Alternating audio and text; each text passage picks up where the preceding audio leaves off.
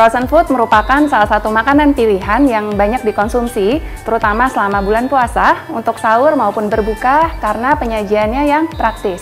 Terutama selama pandemi COVID-19 seperti ini, dengan ruang gerak yang terbatas, menjadikan frozen food pilihan dan solusi yang praktis untuk dikonsumsi selama bulan puasa.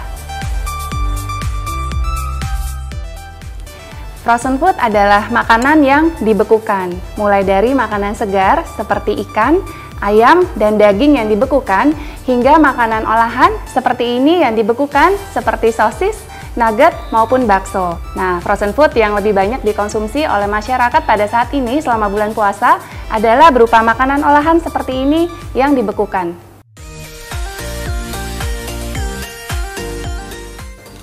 Membekukan makanan merupakan salah satu cara agar makanan tidak mudah rusak karena tidak terkontaminasi oleh bakteri. Jika dilihat dari kandungan zat gizi pada frozen food tidak berbeda dengan makanan segar.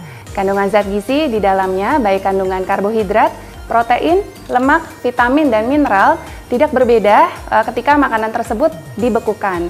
Walaupun ada penurunan, tetapi hanya sedikit, tidak menurunkan kandungan zat gizi secara keseluruhan.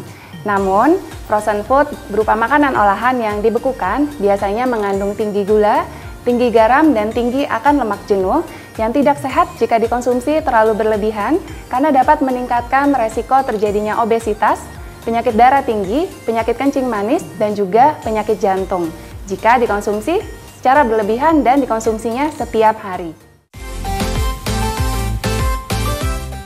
Berikut saya akan bagikan beberapa tips cara mengkonsumsi yang aman dari frozen food.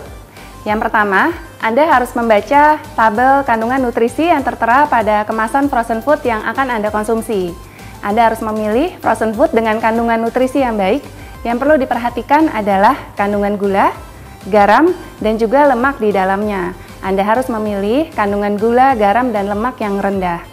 Batasan untuk konsumsi gula yang direkomendasikan adalah 50 gram per hari, untuk garam sebanyak 1 sendok teh per hari atau setara dengan 2.300 mg natrium per hari, dan untuk lemak sebesar 67 gram per harinya. Anda juga harus perhatikan jumlah persajian. Hal ini akan memudahkan Anda untuk mengetahui jumlah frozen food yang Anda dapat konsumsi persajinya, dan juga Anda dapat mengetahui jumlah kalori, jumlah kandungan gula, garam, dan juga lemak per takaran saji.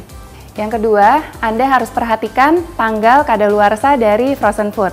Ketika frozen food tersebut sudah berubah warna, berbau, dan juga teksturnya sudah berubah, lebih baik Anda tidak mengkonsumsinya kembali. Yang ketiga, simpan frozen food atau sisa frozen food yang tidak Anda konsumsi di lemari pendingin atau kulkas. Jangan lupa, letakkan di kontainer atau wadah tertutup agar tidak mudah rusak. Simpan di suhu yang sesuai, yaitu kurang dari 5 derajat untuk lemari pendingin dan minus 18 derajat untuk freezer, untuk menjaga kualitas dari frozen food akan tetap baik. Yang keempat, Anda juga menyimpannya tidak boleh terlalu lama agar tidak merusak kandungan zat gizi di dalamnya. Disarankan untuk menyimpannya maksimal 2 hingga 3 bulan. Mengkonsumsi frozen food berupa makanan segar yang dibekukan pada saat bulan puasa, baik pada saat sahur maupun pada saat berbuka, cukup aman dikonsumsi setiap hari. Sedangkan mengkonsumsi frozen food berupa makanan olahan yang dibekukan seperti ini, memang mengandung tinggi gula, tinggi garam, dan tinggi akan lemak, sehingga tidak baik untuk kesehatan jika dikonsumsi setiap hari. Tetapi tetap Anda harus kombinasikan dengan makanan sehat lainnya, agar dapat memenuhi kebutuhan karbohidrat, kebutuhan protein, dan kebutuhan lemak untuk tubuh, dan juga dapat mencukupi kebutuhan vitamin dan mineral sesuai dengan kebutuhan tubuh kita. Agar selama Anda menjalankan puasa ini, daya tahan tubuh Anda akan tetap terjaga dengan baik.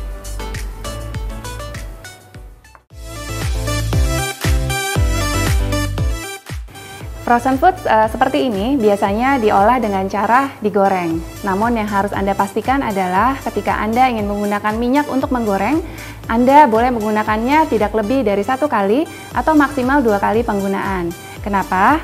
Karena minyak goreng yang digunakan berulang dan dalam pemanasan dengan suhu yang tinggi, maka dapat merusak kandungan zat gizi di dalamnya, diantaranya kandungan vitamin E-nya akan rusak, dan juga dapat terbentuk senyawa jahat, yaitu aldehid dan hidroperoksida, yang sangat tidak baik untuk kesehatan yang dapat menempel pada makanan ketika digoreng dan juga dapat masuk ke dalam saluran cerna. Untuk menggoreng frozen food, Anda dapat memilih minyak yang aman dengan titik didih yang tinggi. Di antaranya Anda dapat menggunakan minyak kelapa atau minyak kelapa sawit. Kemudian, ada beberapa jenis frozen food yang lain yang tidak perlu pengolahannya dengan cara digoreng.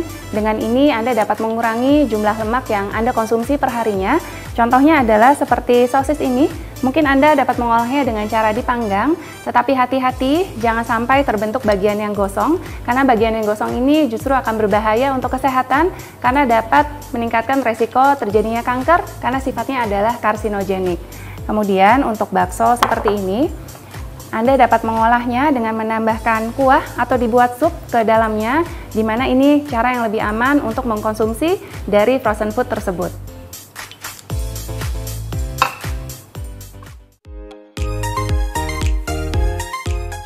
Frozen food aman dikonsumsi selama bulan puasa, baik untuk sahur maupun berbuka, asalkan konsumsinya tidak terlalu berlebihan. Saya Dr. Feni Nugraha, spesialis gizi klinik, untuk Hidup Sehat Plus.